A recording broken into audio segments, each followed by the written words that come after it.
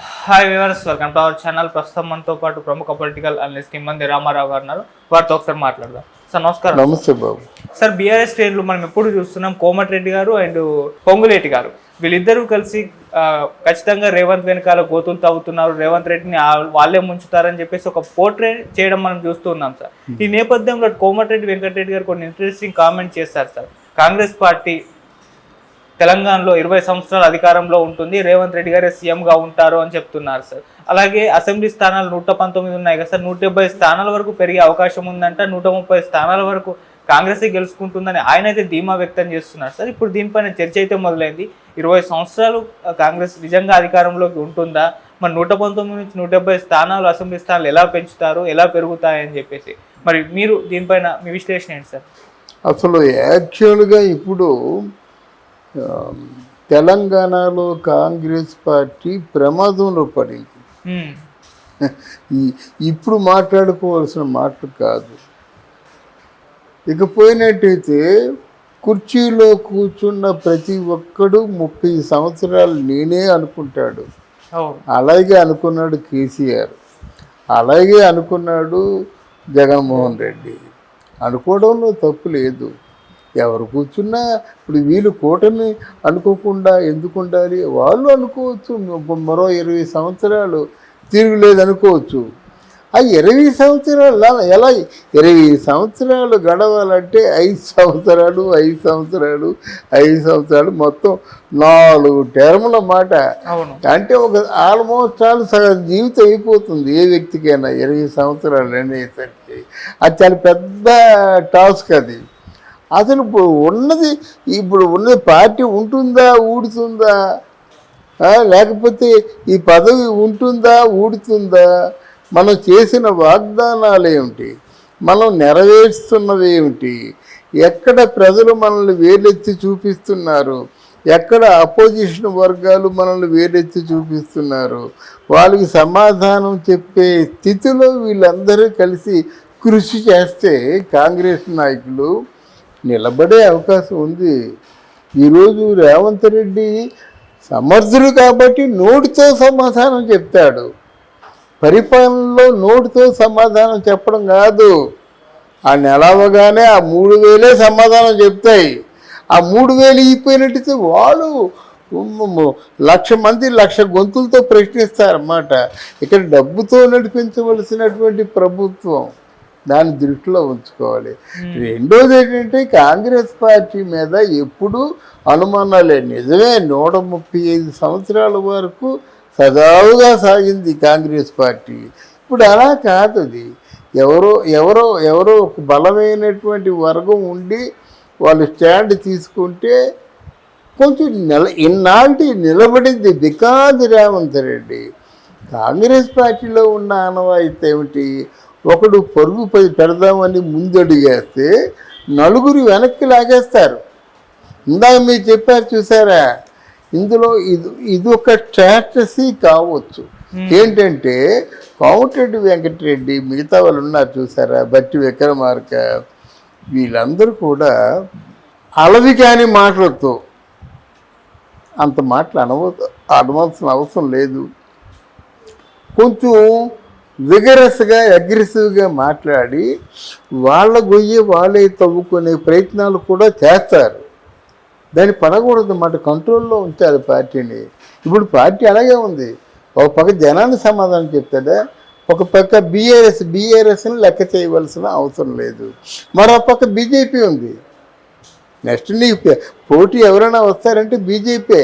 BRS పోయింది, ఎప్పుడో పోయింది. ఎందుకంటే ఆ ఇంటి గొడవే, ఇంకెవరు ప్రజలు పాప అందరూ కూడా ప్రజలు మెచ్చుకున్నారు. కానీ ఆ హరీష్ రావు, ఆ కవిత, ఆ సంతోష్, ఆ కేటీఆర్, ఆ కేసీఆర్ను వాళ్ళు ఎంత అవినీతి పాల్పడ్డారో అంత అవినీతిలో ఏదో దాచుకోగా ఏదైనా మిగిలింది ప్రభుత్వం స్వాధీనం చేసుకుంటుంది.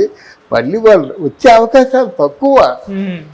కానీ బీజేపీతో పోటీ పడాలి. బీజేపీ అంటే కేంద్రం మద్దతు ఉంది, అర్థమైందా? ఒక బలమైన మద్దతుతో ఉన్న పార్టీతో పోటీ పడాలంటే మీరు సంపద సృష్టించాలి. మీ సంపద ఇప్పుడు సృష్టించడానికి అవకాశాలు లేవు, కనబట్టం లేదు.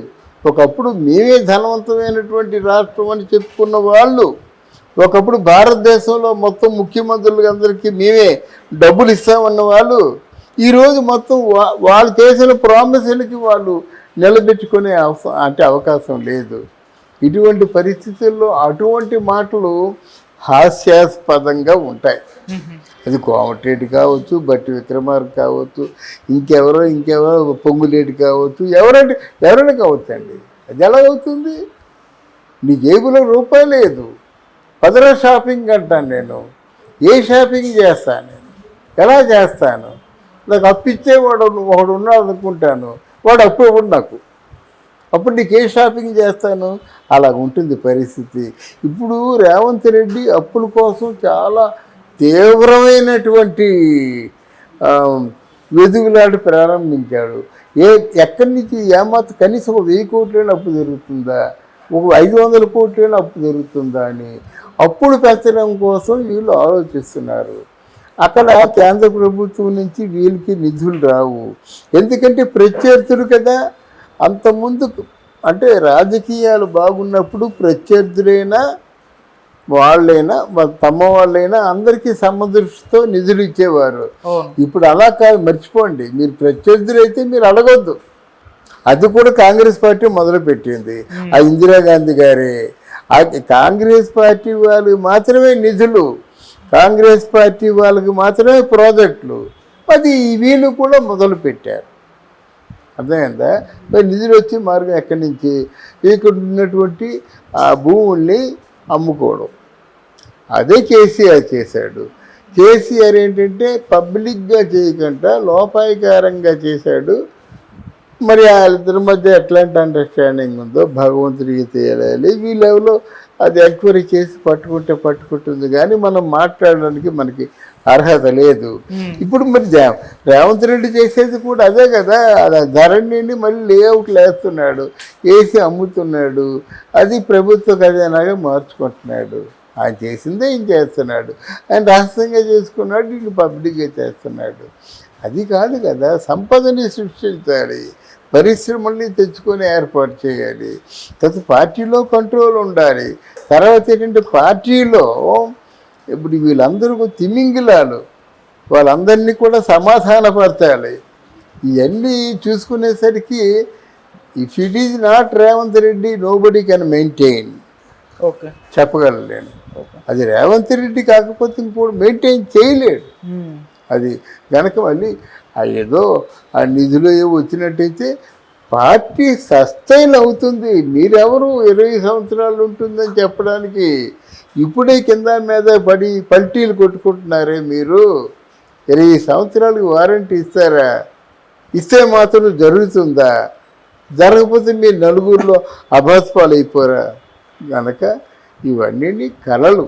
175 స్థానాలు పెంపు ఇవన్నీ లేవండి. 170 స్థానాలు అంటే మళ్ళీ ఇప్పుడు ఇంత రాష్ట్రం అంటే ఇన్ని జిల్లాలు చేశారండి.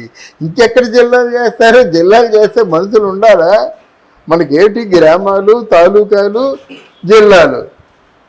తాలూకాలే మీకు ఇప్పుడు మనకి హైదరాబాద్లో ఉన్నట్టు 31 జిల్లాలు ఉన్నాయి. ఇప్పుడే దీన్ని చాలా పెద్దది చేశారు. చేసినప్పుడు మళ్ళీ ఇంకెంత పెద్ద చేస్తారు? ఆ పెద్ద చేయడానికి కుదరదు. Thank you so much.